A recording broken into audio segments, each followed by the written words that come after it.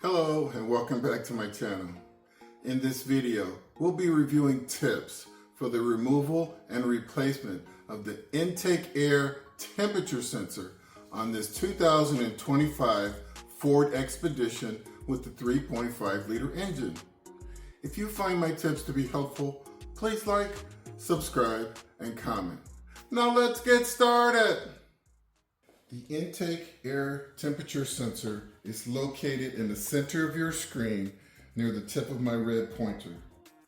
Some of the symptoms associated with a faulty sensor include rough idle and poor performance. You'll also have a check engine light with trouble codes P112, P113, P114, and P115.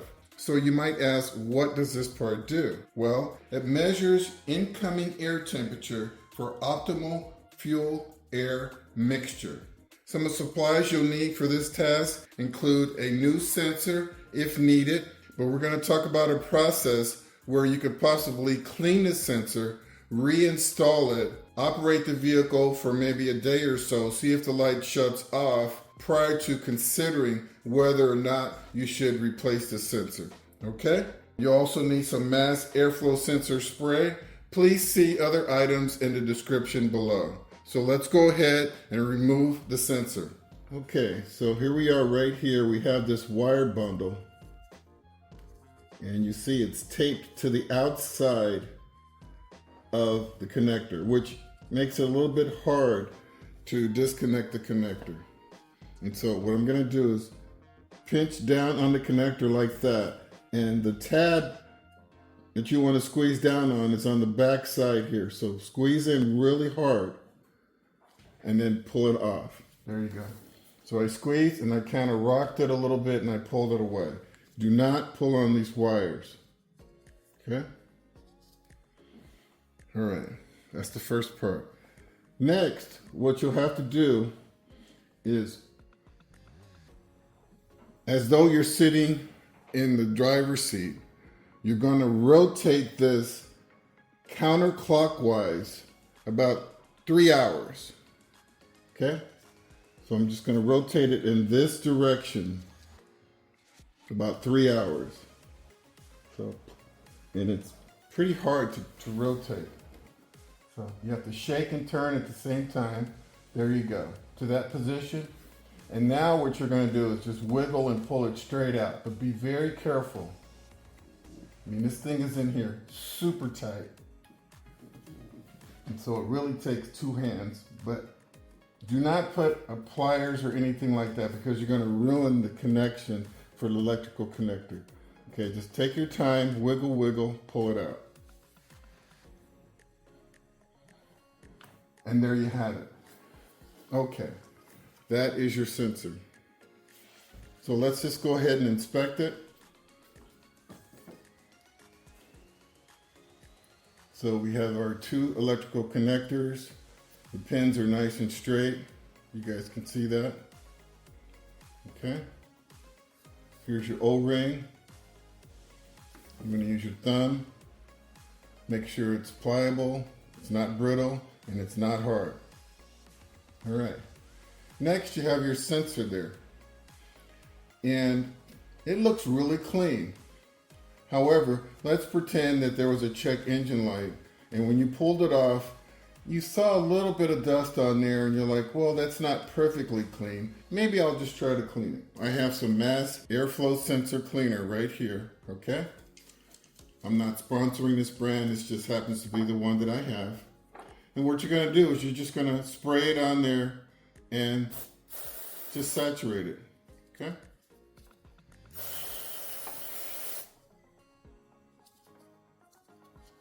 You never want to touch the tip of this right here on the sensor. It's a major no-no, okay? And that's all you have to do. Shake it off. You see it dried immediately. And it did get clean. And I want to tell you, this is, in a way, this is kind of a mini tune-up for your engine. Because if this thing isn't working right, it's going to throw off all of your air-fuel mixture. And so if you want your air-fuel mixture readings to be as precise as possible, keep this thing very clean. That's a major pro tip. So anytime you're topping off your battery or you're in here checking on your fluids, get in here, clean off this sensor right here, because it will increase the efficiency of your vehicle immediately. Now we've cleaned this sensor. We're going to cover this air filter because it could be that the issue is not the sensor at all. It's the air filter. The air filter housing right here, the upper portion, goes in like that. So there's two clips on this side. I'm just going to loosen them up. Lift up the housing, pull it out of the way, and there you go. This one's not in terrible shape. It's dirty. It's not in horrible shape, I'll put it that way. Here's a pro tip. This is an SUV, it's a four-wheel drive vehicle. I expect that people are going to be driving this off-road, hopefully, having some fun in nature. And if you do, if you happen to be driving behind someone and you're driving way too close, this thing is going to get filled up with dust. And it could trip that check engine light for this sensor because it's not getting enough air. So what you want to do is find a safe space, step out, pop this open, and just drop this thing on the ground like 5 times. And what that's going to do is remove like 70 to 80% of the dust that just accumulated on the filter. And that's going to allow you to continue your trip without having poor gas mileage. And the light actually could turn off at that point. So just think about that. Part of what I'm trying to accomplish with these vehicles is giving you guys confidence to maintain your vehicles yourself. A lot of times people are going to the quickie lube spots and there's probably a 30-40% markup on this filter. And the guy looks at the paper and he goes, oh, by the way, you need a new air filter. And you guys say, oh yeah, go ahead and replace it while you're there. Well, you know, that starts to add up over time. And I'm not opposed to that. Hey, I love getting service. But for those of us who have the ability to do it, I encourage you to be more self-sufficient and take care of these small things like this yourself. It really will spread into different parts of your life.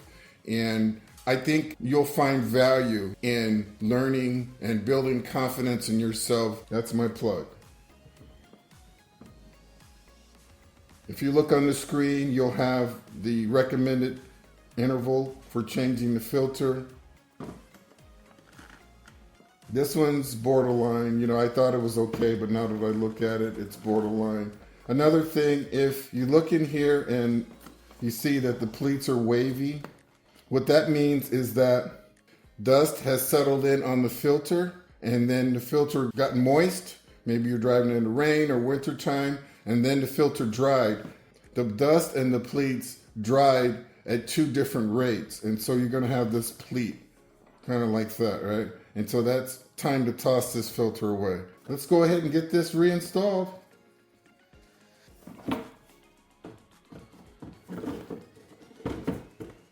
Always press every corner of the filter when you're installing it.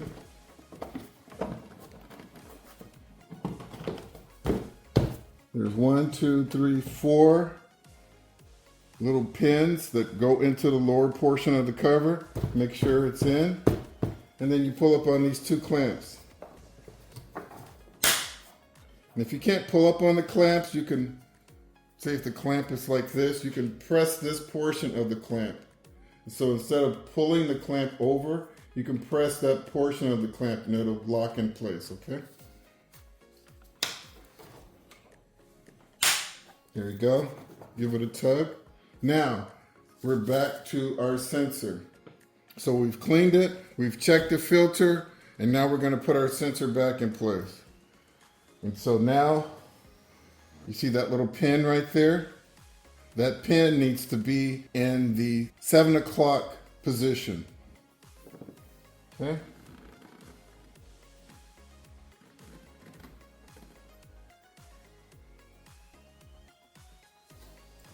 Once you get it in the 7 o'clock position, gently push it into place like that. Now you can turn it. And you're going to move that pin to the 9 o'clock position. And it locked in just like that. Okay? Now you're going to look at your gasket for your connector. Make sure it's not deformed. Make sure there's nothing in those holes. Okay? Go ahead and slide it in place. Listen for the click. And there you have it. Well, folks, that wraps up this video on the removal and replacement of the intake air temperature sensor and the air filter for this 2025 Ford Expedition with the 3.5 liter engine. Please consider a membership, and until next time, drive defensively.